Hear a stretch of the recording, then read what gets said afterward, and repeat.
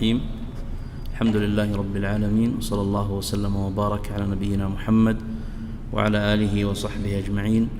اللهم علمنا ما ينفعنا وانفعنا بما علمتنا وزدنا علما وعملا يا رب العالمين. اللهم فقهنا في الدين واجعلنا هداة مهتدين.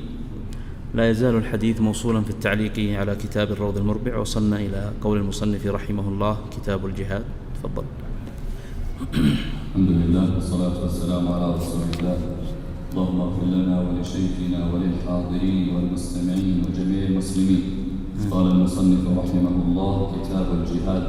مصدر جاهد أي بالغ في قتل عدوه، وشرعا قتال الكفار، وهو فرض كفاية. إذا قام به من يكفي سقط عن سائر الناس، وإلا أثم الكل. ويسن بتأكد مع قيام من يكفي به، وهو أفضل متطوع به، ثم النفقة فيه. ويجب الجهاد إذا حضره، أي حضر صف القتال، أو حصر بلده عدو، أو احتيج إليه، أو استنفره الإمام حيث لا عذر له، لقوله تعالى: إذا لقيتم فئة فاثبتوا، وقوله: ما لكم إذا قيل لكم انفروا في سبيل الله ثاقلتم إلى الأرض. وإن نودي الصلاة جامعة لحادثة يشاور فيها لم يتأخر أحد بلا عذر. نعم.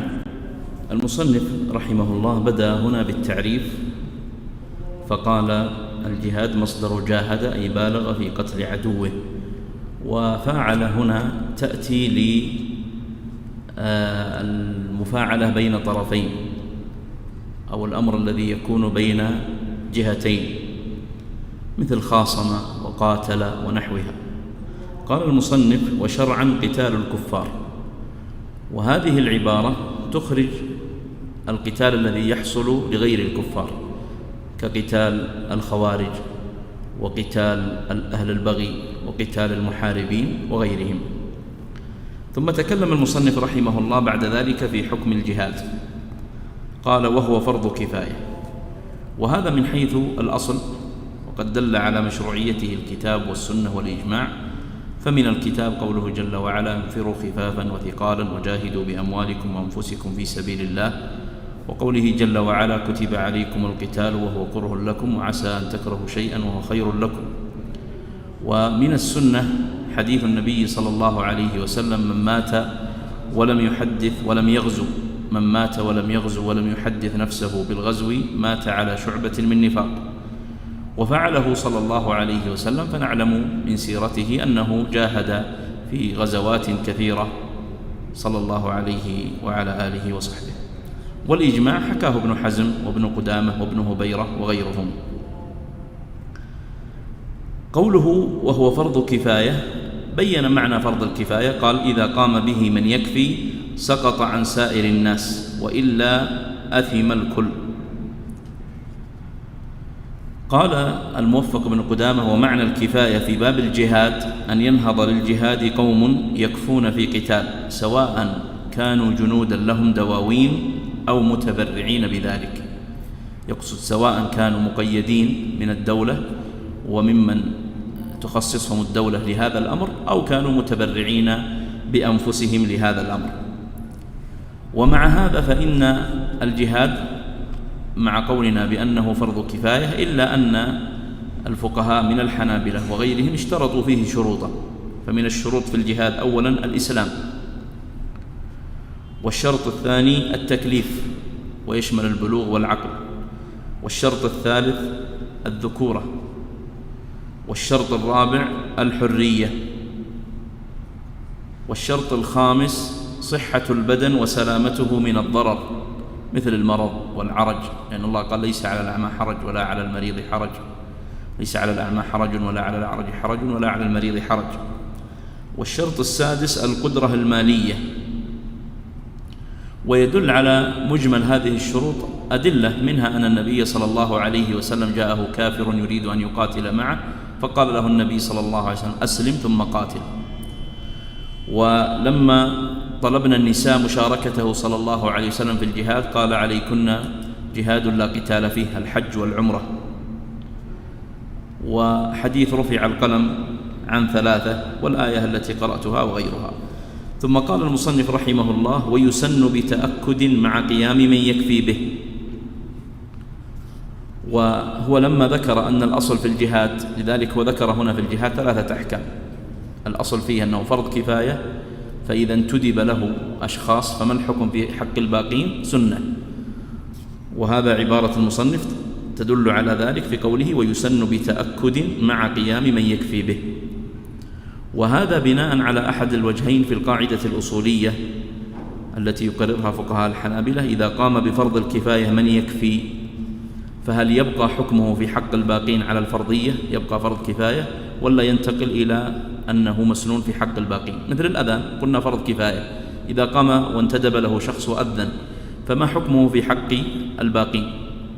الذي عليه معتمد المذهب أنه يكون في حق البقية سنة، وفي وجه آخر أنه يبقى حكمه فرض كفاية. ثم قال المصنف رحمه الله: وهو أفضل متطوع به ثم النفقة فيه. وهذه المسألة مرت معنا. أين مرت؟ في التطوع. نعم، في باب صلاة التطوع دائما يبتدئون بالعبارة: ما هو أفضل ما يتطوع به الإنسان؟ وأكررها هنا، قال: وهو أفضل متطوع به ثم النفقة فيه. ويستدلون على ذلك بقوله جل وعلا: إن الذين آمنوا والذين هاجروا وجاهدوا في سبيل الله أولئك يرجون رحمة الله والله غفور رحيم. وجاء في حديث أنس رضي الله عنه المتفق عليه: لغدوة في سبيل الله أو روحة خير من الدنيا وما فيها. ثم سيذكر المصنف الآن حالات الوجوب، فذكر 4 حالات يصبح الجهاد فيها واجبا. قال: ويجب الجهاد إذا حضر صف القتال، يعني إذا حضر الشخص صف القتال أصبح الجهاد في حقه واجبا. ودليل ذلك قوله تعالى: يا أيها الذين آمنوا إذا لقيتم فئة فاثبتوا. وقوله جل وعلا: يا أيها الذين آمنوا إذا لقيتم الذين كفروا زحفا فلا تولوهم الأدبار. ولحديث النبي صلى الله عليه وسلم: اجتنبوا السبع الموبقات، وذكر منها يوم الزحف، التولي يوم الزحف. ونقل الإجماع على وجوب الجهاد في هذه الصورة جمع من أهل العلم. والحالة الثانية قال: أو حصر بلده عدو، لقوله تعالى: انفروا خفافا وثقالا. وأيضا نقل الإجماع على الوجوب في هذه الحالة ابن قدامة وابن تيمية والزركشي وابن مفلح في المبدع وغيره. الحالة الثالثة إذا احتيج إليه، قالوا سواء كانت الحاجة عامة أو خاصة، عامة لجمع من الناس أو خاصة لشخص بعينه.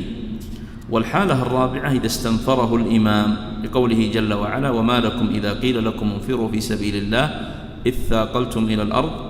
ولحديث ابن عباس: وإذا استنفرتم فانفروا. وذكر المصنف هنا دليلان هما سبق ذكرهما في المسائل كلها، لقوله تعالى: إذا لقيتم فئة فاثبتوا، وقوله: ما لكم إذا قيل لكم انفروا في سبيل الله إذ ثاقلتم إلى الأرض.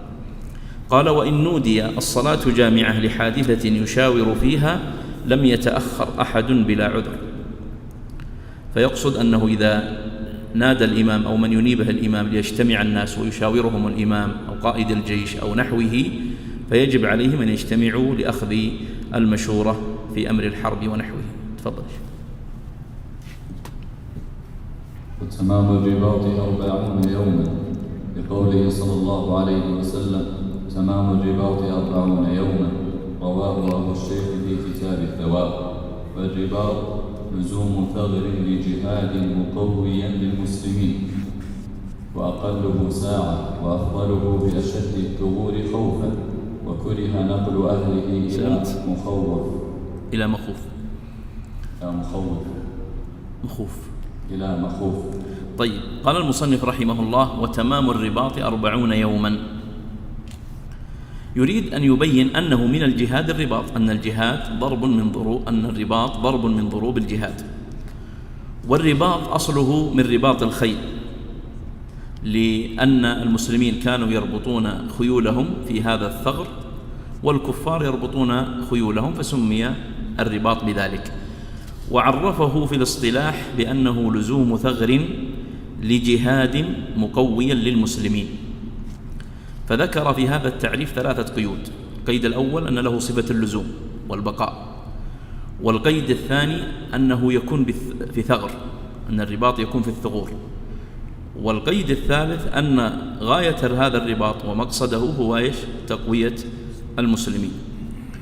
وقد دل على الرباط أدلة ذكر المصنف هنا حديثا، وهناك أدلة أخرى منها قوله جل وعلا: يا أيها الذين آمنوا اصبروا وصابروا ورابطوا، وقوله جل وعلا: وأعدوا لهم ما استطعتم من قوة ومن رباط الخيل، وحديث النبي صلى الله عليه وسلم أنه قال: رباط يوم في سبيل الله خير من الدنيا وما عليها، وهذا عند البخاري. طيب، عبارة المصنف نرجع إليها، قال ماذا؟ قال: وتمام الرباط 40 يوما، كأن هذا هو الأكمل في الرباط، أن يكون إذا رابط الإنسان ألا يقل رباطه عن 40 يوما. ما دليلهم؟ قال: لقوله صلى الله عليه وسلم: تمام الرباط 40 يوما. قال: رواه أبو الشيخ في كتاب الثواب. ومن هو أبو الشيخ المقصود هنا؟ قالوا: إما أن يكون ابن حبان صاحب الصحيح، أو ابن حيان، والذي له كتاب اسمه الثواب هو ابن حيان وليس الأول. فإذا قالوا أبو الشيخ فغالبا إما أن يقصد به ابن حبان أو ابن حيان، لكن لما قال في كتاب الثواب ينصرف إلى الثاني وهو ابن حيان. وأقله ساعة، أقله ساعة يعني أقل مدة الرباط ساعة. وقصده بالساعة هنا الساعة الزمنية ولا المدة من الزمن؟ المدة من الزمن، المدة من الزمن. قال أحمد: يوم رباط، يعني أحمد بن حنبل رحمه الله قال: يوم الرباط وليلة رباط وساعة رباط. قال: وأفضله بأشد الثغور خوفا، يعني إذا كان هناك ثغر من ثغور المسلمين يشتد الخوف فيه وربما يتسلل الكفار من جهته، فيكون الرباط فيه أفضل لأنهم أحوج والمقام به أنفع. يقول أحمد رحمه الله: أفضل الرباط أشدهم كلبا. وكره نقل أهله إلى مخوف. كره لمن؟ الكلام هنا لمن؟ أيوة، يعني الآن هل الكلام لعموم الناس ولا لمن كان في الثغر؟ إذا كان في ثغر آمن فلا ينتقل إلى ثغر مخوف بأهله. واضح؟ هذه العبارة في هذا المعنى: من كان في ثغر آمن فإنه لا ينتقل بأهله إلى بلد أو إلى ثغر مخوف. قالوا: لأنه لا يؤمن فيه استيلاء الكفار على المسلمين، وينتج عن ذلك الاستيلاء على الذراري والنساء والصبيان، وهذا يضر بالمسلمين. طيب، لو كان هؤلاء الذين هم أهل هذا البلد، يعني لو افترضنا أن هؤلاء أهل هذا البلد أو أهل هذه القرية هم في ثغر مخوف وأهلهم وذراريهم وصبيانهم معهم، فهل ينقلونهم ولا ما ينقلونهم؟ العبارة هذه لا تتوجه لهم. تمام؟ يعني لو افترضنا أن موقعا من مواقع الحدود بين المسلمين والكفار هو أصبح مخوفا، والمسلمين أصلا بلدهم هذا وأهلهم معهم فيه، فليست هذه العبارة لهم، إنما المقصود من كان رباطه في ثغر آمن فلا ينتقل بأهله إلى ثغر مخوف. تفضل. وإذا كان أبواه مسلمين حرين أو أحدهما كذلك لم يجاهد تطوعا إلا بإذنهما، لقوله صلى الله عليه وسلم: ففيهما فجاهد، صححه الترمذي. ولا يعتبر ابنهما لواجب ولا ابن جد وجدة، وكذا لا يتطوع به مدين آدمي لا وفاء له إلا إذن أو رهن محرز أو كفيل ملي. نعم. قال: وإذا كان أبواه مسلمين حرين أو أحدهما كذلك لم يجاهد تطوعا إلا بإذنهما. هنا ذكر مسألة مهمة، وهي اشتراط الإذن من الوالدين أو من أحدهما في الجهاد، وذكر 4 شروط لذلك، ونضيف الخامس لأنه مفهوم. الشرط الأول أن يكون هذا مقتصرا على الأبوين، وهم الأب والأم، لأن سيأتي بعد قليل يقول الجد والجدة لا. ثانيا أن يكون الأبوان مسلمين. ثالثا أن يكون الأبوان حرين. الشرط الرابع أن يكون عاقلين. والشرط الخامس أن يكون الجهاد تطوعا. وهذا دليل على تقرير الشرع الإسلامي والفقه لمسألة حفظ حق الوالد والوالدين والانصياع لأمرهما وعدم الخروج عن طاعتهما فيما ليس بواجب أو محرم. نعرف بعد قليل سيذكر المصنف أنه لو كان أحد الوالدين أو كلاهما يأمرانه بترك طاعة أو بفعل معصية فلا يطيعهما في هذا، لكن ما دامت المسألة في دائرة التطوعات فيجب عليه أن يأخذ إذنهما ولا يتجاوزهما في هذا الأمر. نعم. يلتزم يبقى لا يخرج. نعم. إذا رفض أحد الأبوين الشروط طبعا أن يكون الأب أو الأم هو من يأمر بهذا، لأن قال أبواه، وأن يكون مسلمين حرين عاقلين، أن يكون الجهاد تطوعا. استدل المصنف رحمه الله هنا بحديث قال ففيهما فجاهد، وهذا الحديث عند البخاري ومسلم لفظه عن عبد الله بن عمرو بن العاص قال جاء رجل إلى النبي صلى الله عليه وسلم فاستأذنه في الجهاد، فقال له النبي صلى الله عليه وسلم أحي والداك؟ يسأل يقول والداك أحي؟ قال نعم. قال ففيهما فجاهد. وجاء عند أحمد وأبي داود بسند صحيح عن أبي سعيد الخدري أن رجلا هاجر إلى النبي صلى الله عليه وسلم من اليمن، فقال هل لك أحد باليمن؟ قال أبواي. قال أذنا لك؟ يسأله النبي أذنا لك؟ قال لا. قال ارجع إليهما فاستأذنهما فإن أذنا لك وإلا فبرهما، يعني فيجب عليك أن تبرهما. وقد نقل الاتفاق على هذه المسألة ابن هبيرة من فقهاء الحنابلة والنووي وغيرهم. ثم قال المصنف بعد ذلك ولا يعتبر إذنهما لواجب ولا إذن جد وجدة.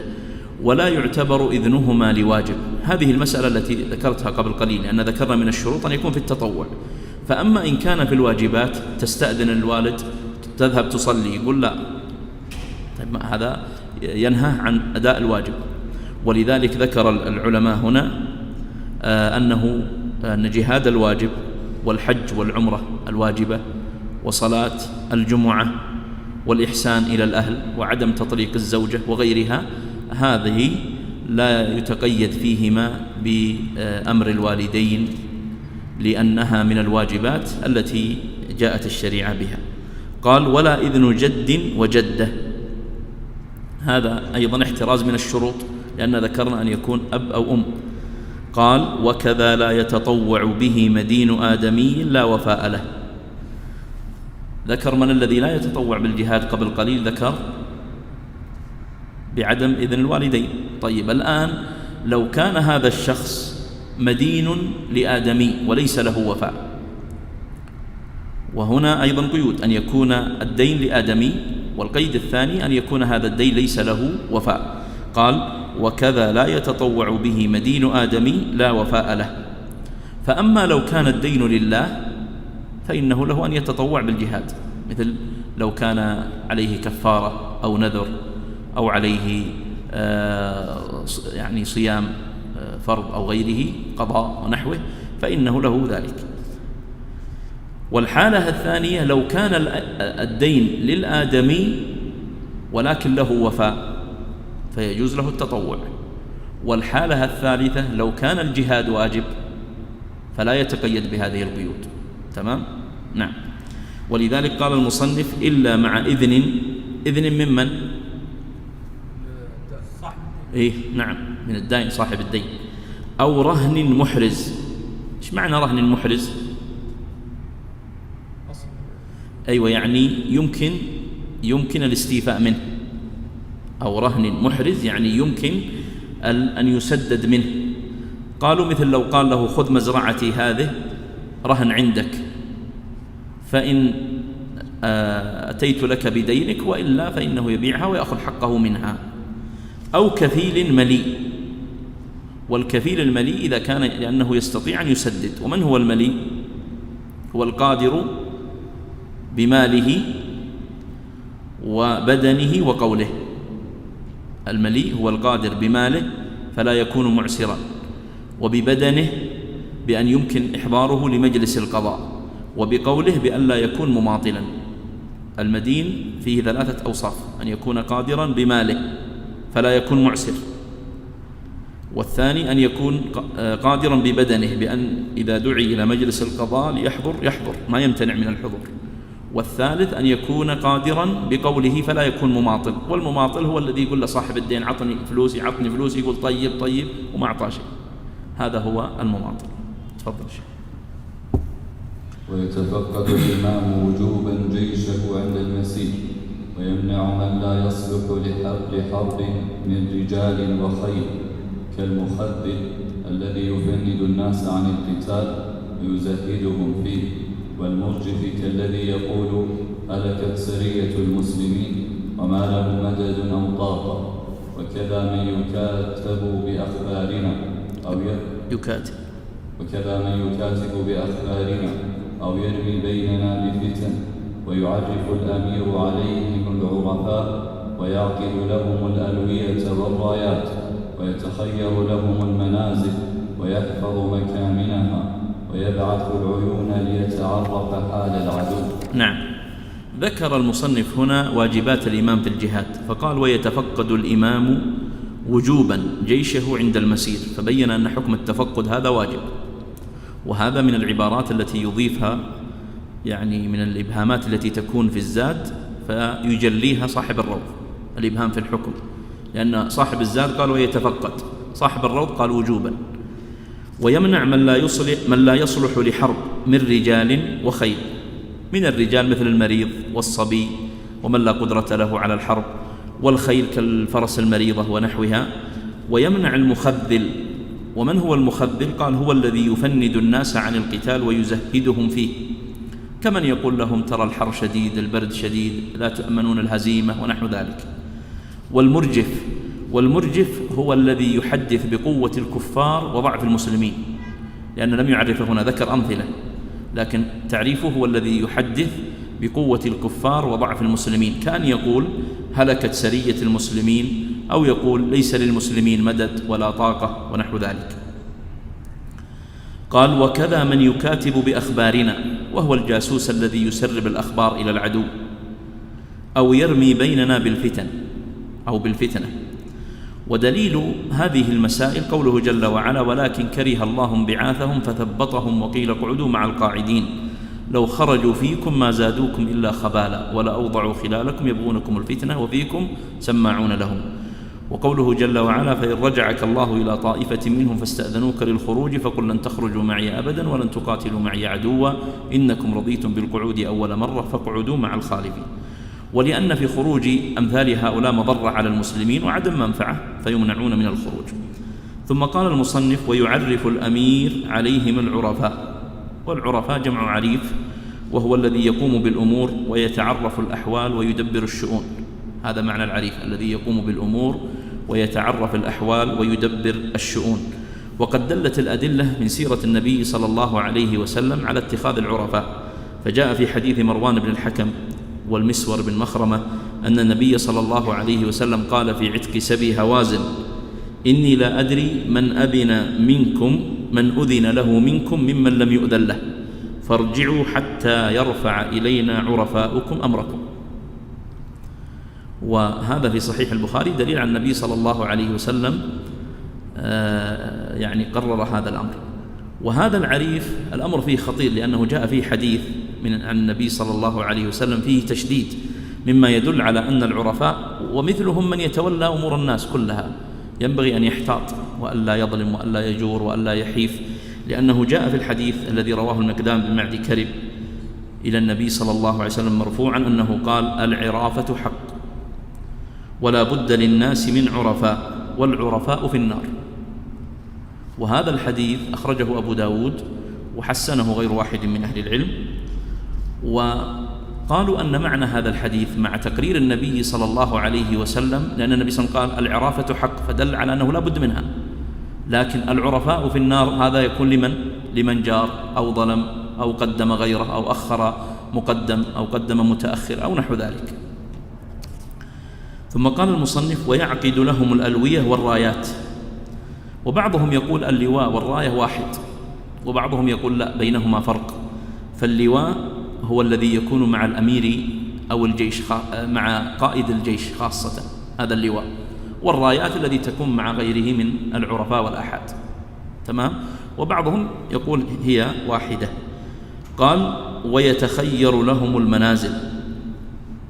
طبعا هذا اللواء والراية جاء فيها حديث ابن عباس قال: كانت راية رسول الله صلى الله عليه وسلم سوداء ولواؤه أبيض. كانت راية رسول الله صلى الله عليه وسلم سوداء ولواؤه أبيض، فدل على أنهما مفترقان. ويتخير لهم المنازل، يعني المنازل الطيبة، فيختار لهم المكان الخصب الذي فيه آبار أو فيه مياه، لأنهم يحتاجون يشربون ويصنعون طعام ويحتاجون علف لخيولهم ويحتاجون مرعى ونحو ذلك. ويحفظ مكامنها. والمكامن جمع مكمن أو مكمن، وهو المكان الذي يختفي فيه العدو، وهو المكان الذي يختفي فيه العدو. قال: ويبعث العيون. والعيون جمع عين، وهو الطليعة ومن يكشف أمر المشركين، كمن يوصل عدد جيش المشركين إلى المسلمين ويبلغهم بذلك. وقد روى ابن سعد في طبقاته من طريق عكرمة أن النبي صلى الله عليه وسلم بعث عديا ابن أبي الزغباء وبسبس بن عمرو طليعة يوم بدر، فأتيا الماء فسألا عن أبي سفيان، فأخبر بمكانه، فقال: يا رسول الله، نزل بماء كذا وكذا، وننزل نحن بماء كذا يوم كذا. فبينوا للنبي صلى الله عليه وسلم أحوال تنقلاته ومتى يمكن أن يصل إلى المسلمين. المكامن جمع مكمن، وهو المكان الذي يختفي فيه العدو، المكان الذي يختفي فيه العدو. نعم. القيم بالأمور الذي يتعرف الأحوال ويدبر الشؤون. نعم. وله أن ينفل، أي يعطي زيادة على السهم في بدايته، أي عند دخوله أرض العدو يبعث سرية تغير ويجعل لها الربع فأقل بعد الخمس. وفي الرجعة، أي إذا رجع من أرض العدو بعث سرية وجعل لها الثلث فأقل بعده، أي بعد الخمس، ويقسم الباقي في الجيش كله، لحديث حبيب بن مسلمة رضي الله عنه: شهدت رسول الله صلى الله عليه وسلم نفل الربع في البداء والثلث في الرجعة. وله أن ينفل. النفل والنفل هو الزيادة. النفل بفتح الفاء وبإسكانها هو الزيادة. وعرفه قال: أن يعطي زيادة على السهم. وذكر أن التنفيل هذا وهو الزيادة إما أن يكون في بداية القتال أو يكون في نهاية القتال. فقال: إذا كان في بدايته، أي عند دخوله أرض العدو، يبعث سرية تغير ويجعل لها الربع فأقل بعد الخمس. إيش معنى بعد الخمس؟ أنتم تعرفون الغنيمة كم؟ 5 أخماس، فخمسها يكون لله. هذا أولا يخرج، وسيأتي بعد قليل إن شاء الله الخمس هذا أنه لله ولرسوله ولذي القربى واليتامى والمساكين وابن السبيل. فإذا أخرج الخمس الذي هو لله ينفل قبل تقسيم الأربعة، ويكون التنفيل هذا في البداية الربع، وفي الرجعة يكون الثلث. قال: أي عند دخوله أرض العدو يبعث سرية تغير ويجعل لها الربع فأقل بعد الخمس. والسرية هي قطعة من الجيش يبلغ أقصاها 400. هذا تعريف صاحب المطلع البعلي رحمه الله في المطلع، عرفها بأنها قطعة من الجيش يبلغ أقصاها 400 شخص. لماذا سموا سرية؟ ذكر أيضا البعلي 3 أسباب لتسميتهم بالسرية. قال: إما لأنهم خلاصة العسكر، ودائما السر هو الخلاصة، وسرك خلاصة الأشياء التي عندك لا تؤديها ولا تعطيها إلا لحافظ. والسبب الثاني أو لأنهم ينفذون سرا، يعني يخرجون على سرية. والسبب الثالث لأنهم يسيرون. فذكر هذه أسباب ثلاثة لسبب تسمية السرية بهذا الاسم. يخرجون سرا، لأنهم يخرجون سرا، إما لأنهم خلاصة الجيش، أو لأنهم يخرجون سرا، أو لأنهم يسيرون على أقدامهم. قال: وفي الرجعة إذا رجع بعد من أرض العدو بعث سرية وجعل لها الثلث فأقل بعده، أي بعد الخمس. طيب، لماذا زيد في الرجعة أكثر من البداءة؟ في البداءة الربع وفي الرجعة الثلث، لماذا زيد؟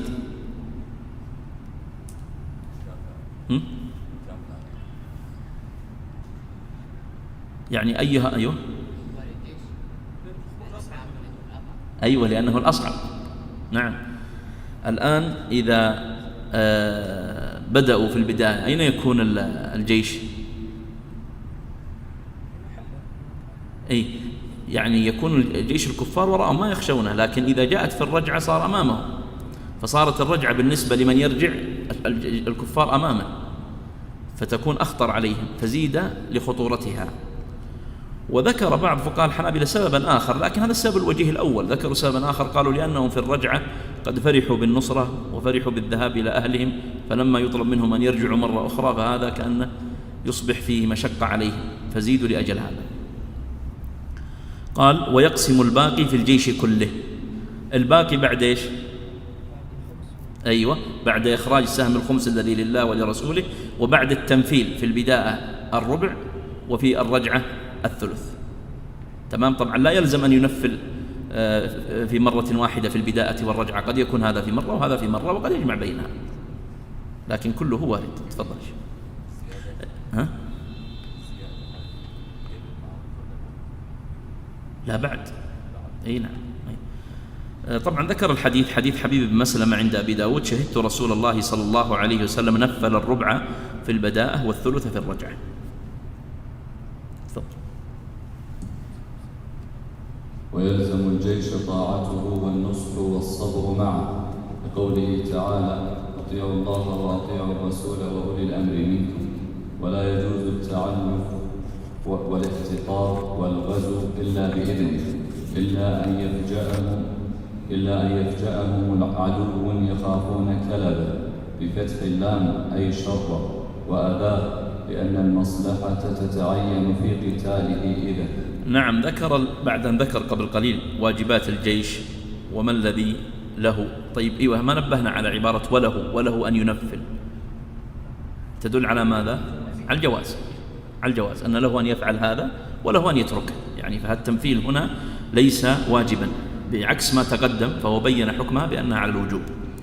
ثم قال: ويلزم الجيش طاعته والنصح والصبر معه، وذكر دليلا من القرآن وهو قوله تعالى: وأطيعوا الله وأطيعوا الرسول وأولي الأمر منكم. جاء أيضا في حديث عبادة بن الصامت قال: بايعنا رسول الله صلى الله عليه وسلم على السمع والطاعة في منشطنا ومكرهنا وعسرنا ويسرنا وأثرة علينا، وألا ننازع الأمر أهله، وهذا متفق عليه. وجاء في حديث معاذ أن رسول الله صلى الله عليه وسلم قال: الغزو غزوان، فأما من ابتغى وجه الله وأطاع الإمام وأنفق الكريمة وياسر الشريك واجتنب الفساد فإن نومه ونبهه أجر كله، وأما من غزا فخرا ورياء وسمعة وعصى الإمام وأفسد في الأرض فإنه لم يرجع بالكفاف. وهذا أخرجه أبو داود والنسائي وصححه الحاكم والألباني. ثم قال المصنف رحمه الله: ولا يجوز التعلف والاحتطاب والغزو إلا بإذنه. التعلف الخروج لطلب العلف للدواب، والاحتطاب جمع الحطب، والغزو معروف. وهذه أدلتها قوله تعالى: وإذا كانوا معه على أمر جامع لم يذهبوا حتى يستأذنوه. قالوا: ولأن أمر الحرب موكول إلى الإمام فلا ينبغي الخروج عن طاعته في هذا الباب، إلا أن يفجأهم عدو يخافون كلبه يعني شره وأذاه. ويدل على ذلك أنه لما أغار الكفار على لقاح النبي صلى الله عليه وسلم الإبل صادفهم سلمة بن الأكوع رضي الله عنه وكان خارجا من المدينة فتبعهم وقاتلهم، ولم يأذن له النبي صلى الله عليه وسلم حينه، يعني هو قاتل مباشرة، فمدحه النبي صلى الله عليه وسلم وقال خير رجالتنا سلمة، قال خير رجالتنا سلمة، وهذا أخرجه مسلم. تفضل. إذا عرضت ما يمسح. نعم نعم. ويجوز تبييت الكفار ورميهم بمنجنيق ولو قتل بلا قصد صبي ونحوه، ولا يجوز قتل صبي وامرأة وخنثى وراهب وشيخ فاني وزمن وأعمى لا رأي له، ولم يقاتلوا أو يحرضوا ويكونون أرقاء بسبي. نعم. ذكر هنا أشياء مما يجوز فعلها حال القتال وأشياء مما لا يجوز فعلها، فقال ويجوز تبييت الكفار، وتبييت الكفار معناها الإغارة عليهم بالليل، وقد حكي ذلك إجماعا، ودل عليه حديث الصعب بن جثامة أن النبي صلى الله عليه وسلم سئل عن أهل الديار من المشركين يبيتون فيصاب من نسائهم وذراريهم قال هم منهم، قال هم منهم. ورميهم بمنجنيق، والمنجنيق هذا فيه لغات، يقولون منجنيق ومنجنيق ومنجليق بالقاف، وهو أعجمي من الألفاظ الأعجمية التي عربت، وهو آلة تستعمل للحصار وإطلاق القذائف، واستعمله النبي صلى الله عليه وسلم في حصار الطائف. نعم، استعمله النبي صلى الله عليه وسلم في حصار الطائف. تعرفون ما هي الغزوات التي وقعت في الطائف؟ وهوازن، صح؟ فهذه غزوتان وقعتا في الطائف. قال ولو قتل بلا قصد صبي ونحوه، هذا كأنه جواب على اعتراض. الاعتراض ما هو؟ يقول أنتم إذا بيتم العدو بالليل أو رميتموهم بالمنجنيق ستقتلون من؟ الصغار والنساء والصبيان. فقال ولو قتل بلا قصد، قالوا أن قتلهم في هذه الحال ليس مقصودا، وإنما حصل تبعا، بدليل الحديث الذي قرأت لما سئل النبي صلى الله عليه وسلم في حديث الصعب بن جثامة، سئل عن أهل الديار من المشركين يبيتون فيصاب من نسائهم وذراريهم قال هم منهم، مع أن النبي صلى الله عليه وسلم هو الذي أمر بتجنب الصغار والنساء والشيخ الفاني والزمن والمريض ونحوه. قال ولا يجوز قتل صبي وامرأة وخنثى وراهب وشيخ فان وزمن وأعمى.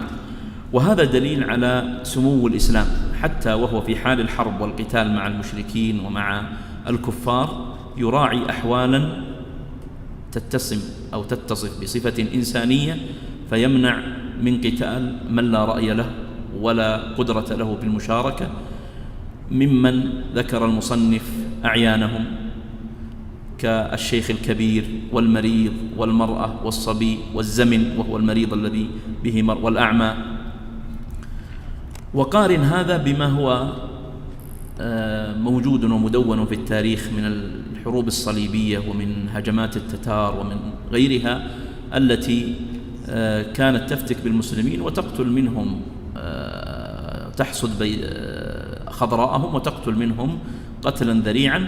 وقد ذكر بعض المؤرخين أن الذين قتلوا في زمن النبي صلى الله عليه وسلم في المعارك التي دارت بين المسلمين والكفار لا يتجاوزون 1000. بعضهم قال 3000 وبعضهم قال أكثر وبعضهم قال 1000. فالشاهد إذا تأملت في هذه الحال، إذا كانت غزوات النبي صلى الله عليه وسلم وهي غزوات لإقرار الإسلام وتثبيت أركانه ودعائمه، ولم يحصل فيها أن النبي صلى الله عليه وسلم قتل من المشركين الذين يعادون وينصبون العداء إلا 1000، فهذا دليل أن الإسلام يرغب أصلا في الدخول في هذا الدين، ولا يرغب في القتل والتدمير ابتداء، إنما يحصل هذا إذا امتنع الكافر عن الدخول في الإسلام، فبقي أن تقرر مبادئ الشريعة الإسلامية في حقه. طيب تفضل. الراهب معناه طبعا هذا وصف مختص بالنصارى، وهو الذي ينقطع للعبادة في صومعة أو في مكان معين. وهذه المسائل التي ذكرها المصنف عليها أدلة، منها قوله جل وعلا: وقاتلوا في سبيل الله الذين يقاتلونكم ولا تعتدوا إن الله لا يحب المعتدين. ابن عباس رضي الله عنه فسر الاعتداء هنا، قال: هو قتل الصبيان والنساء. والدليل الثاني عن ابن عمر أن النبي صلى الله عليه وسلم نهى عن قتل النساء والصبيان، وهذا حديث متفق عليه. والدليل الثالث حديث أنس أن النبي صلى الله عليه وسلم قال: لا تقتلوا شيخا فانيا ولا طفلا ولا صغيرا ولا امرأة، وهذا أخرجه أبو داود والترمذي بسند لا بأس به. والدليل الرابع الإجماع، حكاه ابن رشد وابن هبيرة قال: اتفقوا أن النساء منهم ما لم يقاتلن فإنهن لا يقتلن إلا أن يكن ذوات رأي فيقتلن.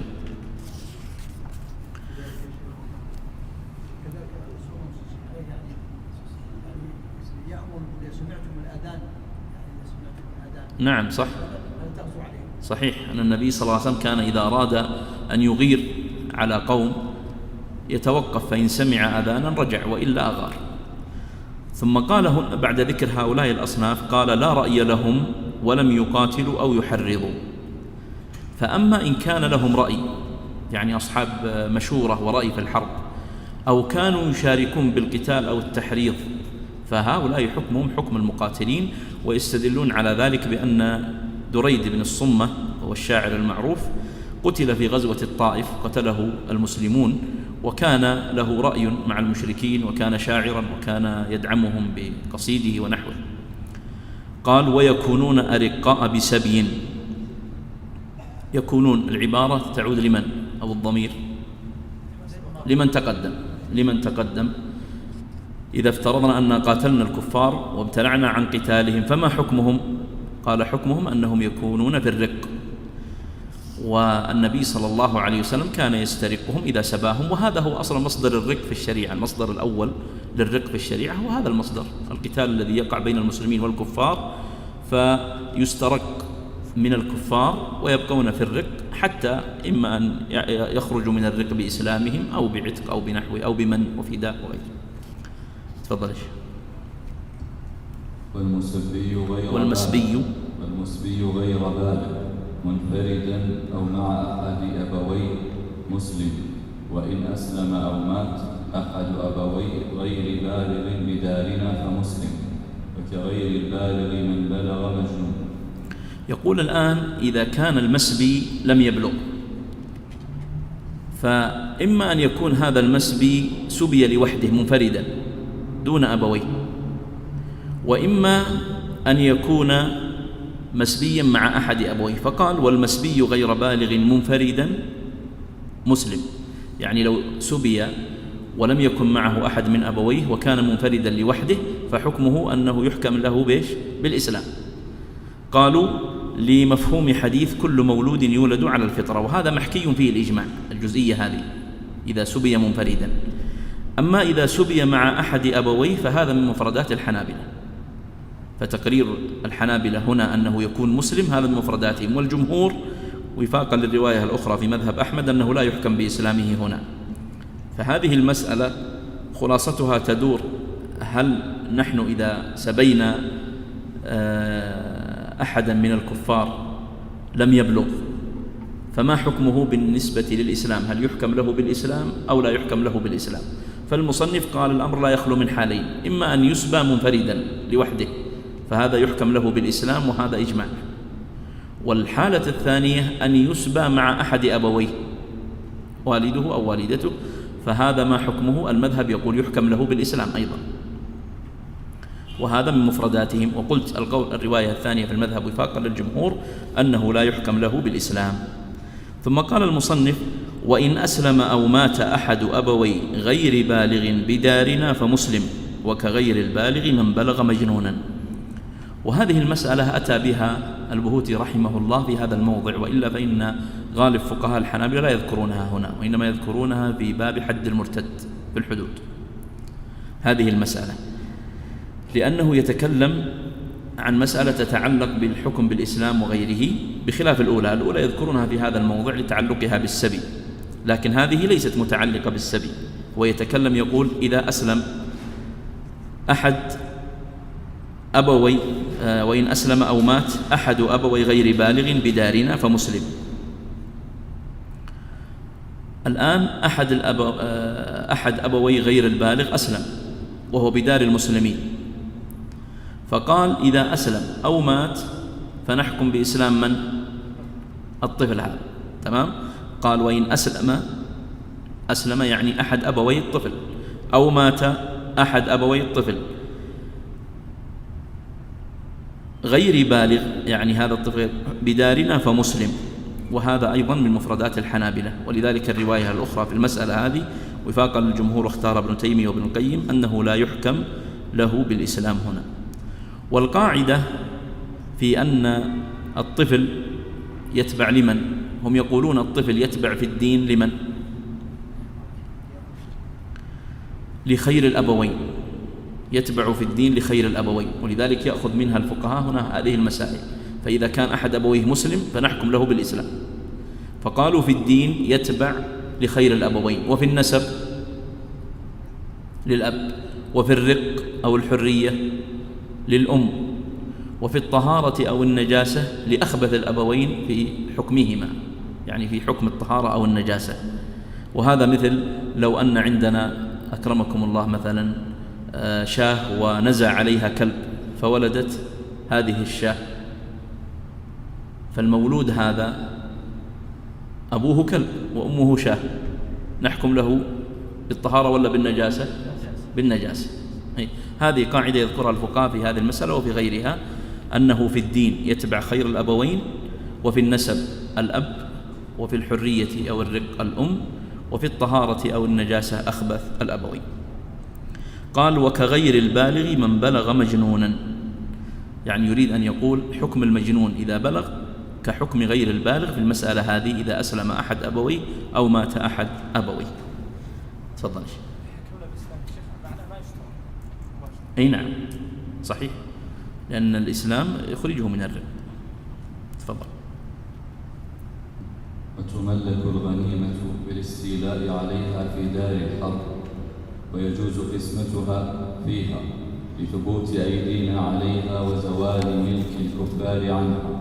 والغنيمة ما أخذ من مال حربي قهرا بقتال وما ألحق به، مشتقة من الغن وهو الربح، وهي لمن شهد الوقعة أي الحرب من أهل القتال بقصده قاتل أو لم يقاتل، حتى تجار العسكر وأجرائهم المستعدين للقتال، لقول عمر رضي الله عنه الغنيمة لمن شهد الوقعة، فيخرج الإمام أو نائبه الخمس بعد دفع سلب لقاتل وأجرة جمع وحفظ وحمل، وجعل من دل على مصلحة ويجعله 5 أسهم. طيب، الكلام هذا الذي قرأ الشيخ وجزء بعده كله في الغنيمة، في مسألة الغنيمة. وإباحة الغنائم من خصائص هذه الأمة، كما جاء في حديث النبي صلى الله عليه وسلم أنه قال أعطيت 5 لم يعطهن أحد قبلي، وذكر منها قال وأحلت لي الغنائم ولم تحل لأحد قبلي، وأحلت لي الغنائم ولم تحل لأحد قبلي. كيف تملك الغنيمة؟ قال وتملك الغنيمة بالاستيلاء عليها في دار الحرب. هذا هو معتمد المذهب، وهو يريد أن يقول لك ترى عندنا رأيان في تملك الغنيمة، رأي يقول أنها تملك بحيازتها إلى دار الإسلام، والرأي الثاني اللي هو المعتمد اللي ذكره لا، قال تملك بالاستيلاء عليها في دار الحرب. فمعناه لو كان المسلمون يقاتلون المشركين في مكان أو في موضع واستولوا على غنائمهم في دار الحرب فنحكم بأن هذه غنيمة للمسلمين ولو لم يأخذوها ويحوزوها إلى دار الإسلام. طيب، وتملك الغنيمة بالاستيلاء عليها في دار الحرب، ويجوز قسمتها فيها يعني في دار الحرب، لثبوت أيدينا عليها وزوال ملك الكفار عنها. وقالوا الدليل على أن ملك الكفار قد زال عنها أن لو كان من هذه الغنيمة رقيق، وهذا الرقيق يملكه كافر وأعتقه الكافر، لم يجري عتق الكافر عليه لأنه قد خرج من ملكه وهو لا يزال في دار الحرب. ثم عرف الغنيمة قال ما أخذ من مال حربي قهرا بقتال وما ألحق به، فجعل في الغنيمة 3 قيود لتخرج يعني ما خالف هذه القيود. قال ما أخذ من مال حربي، هذا القيد الأول، خرج غير الحربي وهو الذمي والمعاهد والمستأمن، نعم، قهرا، خرج ما أخذ من مالهم بهروبهم أو فرارهم وهو الفيء. والثالث بقتال، خرج ما لو يعني أخذنا منهم شيئا صالحناهم عليه، ما أخذ منهم بالصلح. إذن فالأول أخرج غير الحربي، والثاني أخرج الفيء، والثالث أخرج ما أخذ من مالهم بالصلح. وما ألحق به، قالوا الذي يلحق به هو فداء الأسرى. لو كان عندنا أسير أراد أن يفدي نفسه فهذا الفداء يلحق بالغنيمة فيضم إلى الغنيمة ويكون حكمه حكم الغنيمة. والثاني ما أهدي من الكفار لقائد المسلمين، لو كان هذا الكافر أهدى هدية لقائد المسلمين أو لأحد من المسلمين فهذه الهدية تكون غنيمة وتأخذ حكم الغنيمة. قال مشتقة من الغنم وهو الربح. ثم قال وهي لمن شهد الوقعة، والوقعة معناها الحرب، من أهل القتال، وأهل القتال هم الرجال الأحرار البالغون، بقصده، بقصد إيش؟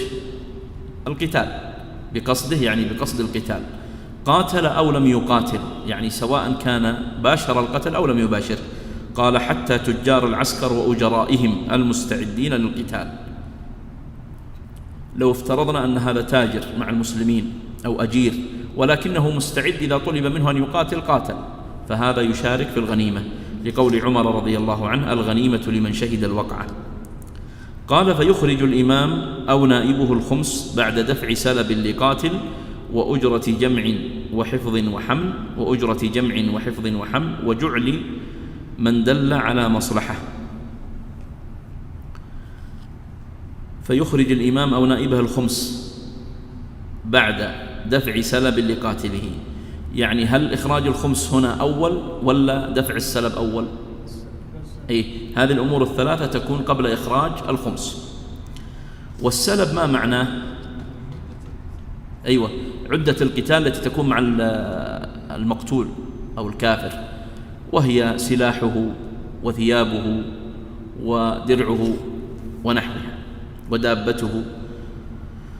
وقد جاء الحديث عن عوف بن مالك أن النبي صلى الله عليه وسلم قضى بالسلب للقاتل ولم يخمسه. وجاء في الحديث الآخر أن النبي صلى الله عليه وسلم قال من قتل قتيلا له عليه بينة فله سلبه. وحكي الإجماع على ذلك، حكاه الموفق بن قدامة وغيره. ولكن اشترطوا لذلك شروطا في السلب هنا، أن يكون المقتول من المقاتلة الذين يجوز قتلهم، فلا يكون ممن منعنا قتلهم الصبي والمرأة والشيخ والراهب. الشرط الثاني أن يكون المقتول فيه منعه ولا يكون مثخنا بالجراح. قالوا بدليل أن النبي صلى الله عليه وسلم لما قتل أبو جهل من الذي قتله أولا؟ غلامين، معاذ ومعوذ، والذي أجهز عليه عبد الله بن مسعود، وقضى النبي بسلب أبي جهل لمن؟ لمعاذ. فدل على أن الذي باشر أولا القتل وأبطل منعة الكافر هو الذي يقضى له بالسلب. والشرط الثالث أن يغرر بنفسه في قتله، يعني كما يقال أن يبيع نفسه، فهذا شرط ذكره الفقهاء في هذه المسألة. وهناك شرط رابع محل خلاف، أن يكون منفردا، يعني في المذهب قولان، هل يشترط أن يكون منفردا ولا لو كانوا جماعة يشتركون في السلب؟ ففي المذهب قولان في هذه المسألة. قال وأجرة جمع وحفظ وحمل. جمع إيش وحفظ إيش وحمل إيش؟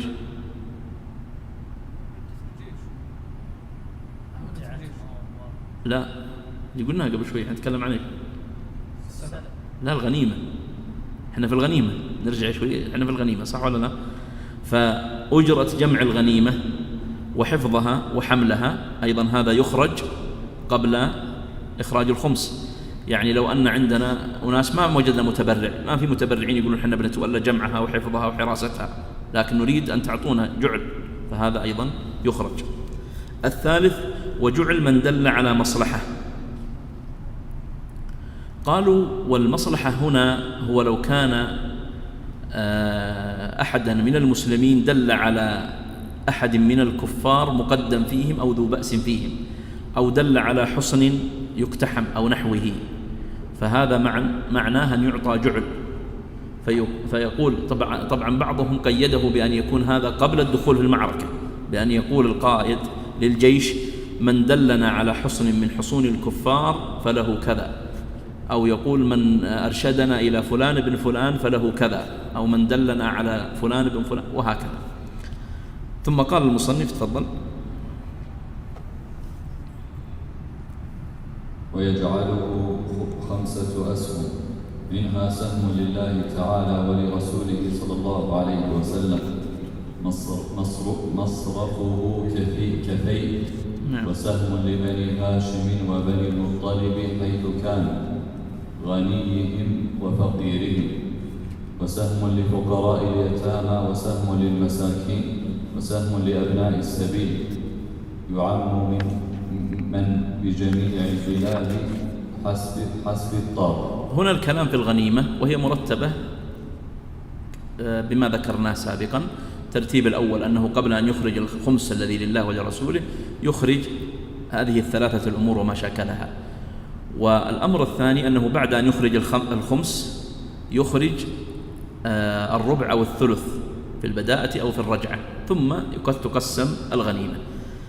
طيب، 5 الأسهم هنا طبعا بعضهم يجعلها 6 وبعضهم يجعلها 5، لأن الله جل وعلا يقول لله واعلموا أنما غنمتم من شيء فأن لله خمسه وللرسول ولذي القربى واليتامى والمساكين وابن السبيل. إذا عديتها منفردة فهي 6، ولكن جمهور الفقهاء على أن خمس الله الخمس الذي لله ولرسوله 1، ولذلك المصنف جعلها هنا 5. قال سهم لله ولرسوله مصرفه كفي. وش مصرف الفي؟ مصالح المسلمين. مصرفه كفي يعني يصرف في مصالح المسلمين، بناء القناطر والسدود والمستشفيات والمدارس وغيرها مما يحتاجه المسلمون. وسهم لبني هاشم وبني المطلب حيث كانوا. وسهم لبني هاشم وبني المطلب حيث كانوا. لاحظ هنا أنه سوى هنا بين بني هاشم وبني المطلب. لما جئنا في أبواب الزكاة قلنا أنهم فرقوا الدرس الماضي بين بني هاشم وبني المطلب، ودليل الذين لا يفرقون هو هذا. قالوا أنتم الآن جمعتوا بينهم هنا في السهم هذا، فاجمعوا بينهم هناك، لا امنعوهم من الزكاة هناك كما أنكم أوجبتم لهم الاستحقاق من الخمس. والمذهب يقول لا، نحن هناك نفرق وأما هنا فنجمع. طيب، وسهم لبني هاشم وبني المطلب حيث كانوا غنيهم وفقيرهم. حيث كانوا طبعا هذه إشارة إلى خلاف، يعني سواء كانوا مقاتلة أو غير مقاتلة، وسواء كانوا من أهل البلد أو لم يكونوا من أهل البلد، وسواء كانوا أغنياء أو لم يكونوا أغنياء، لأن هذه 3 أقوال في المذهب. فمن فقهاء المذهب من قيد السهم الذي لهؤلاء بني هاشم بن المطلب بأن يكونوا من المقاتلة، ومنهم من قيده بأن يكونوا من أهل البلد، ومنهم من قيده بأن يكونوا فقراء لا أغنياء، لكن المذهب التعميم في هذا كله. قال وسهم لفقراء اليتامى. واليتيم هو من مات أبوه وهو دون البلوغ، والمذهب أنه لا بد أن يكون اليتيم فقيرا حتى يعطى، لأنه قيده هنا بقوله وسهم لفقراء اليتامى. طيب، ما دليلكم؟ قالوا دليلنا أن لفظ اليتيم يشعر بهذا، قالوا أن لفظ اليتيم يشعر بأنه فقير. طبعا الجمهور لم يوافقهم في هذا، قالوا لا، الآية أطلقت واعلموا أن ما غنمتم من شيء فأن لله خمسه وللرسول ولذي القربى واليتامى مطلقة، لم تقيدها بأن يكونوا فقراء. فلماذا أنتم قيدتوها بأنهم فقراء من مفرداتهم؟ نعم. وسهم للمساكين. وسهم للمساكين يدخل معهم الفقراء هنا ولا ما يدخل؟ من باب أولى. ولذلك يقول الفقهاء حيث يأتيك لفظ المسكين فإن الفقير يدخل معه في كل الأبواب، ولا يفرق بينهم إلا في باب أهل الزكاة. واضح هذا؟ في باب أهل الزكاة نفرق بين مرتبة الفقر والمسكنة، وأما في باقي أبواب الفقر فحيث ورد المسكين فيدخل معه الفقير. وسهم لأبناء السبيل، وابن السبيل سبق ذكره، وهو المسافر الذي انقطع به الطريق. يعم من بجميع البلاد حسب الطاقة. يقول هذا السهم تجعله عام لكل من في البلاد بحسب الطاقة. والموفق بن قدامة رحمه الله في المغني قال هذا يتعذر، ولذلك يقال أن هذا يرجع إلى اجتهاد الإمام فيجعله حيث يستطيع، ولا يجب عليه التعميم في هذا.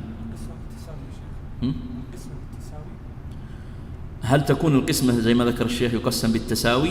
نعم، غالب الفقهاء قالوا نعم، وبعضهم قالوا هذا يرجع إلى اجتهاد الإمام، كالإمام مالك رحمه الله يقول لا نلزم قائد الجيش أو الأمير أو نحوه بأن يعمهم كلهم بيساوي بينهم، بل هذا يرجع إلى اجتهاده، فإن أراد أن يفضل أحد على أحد فله ذلك.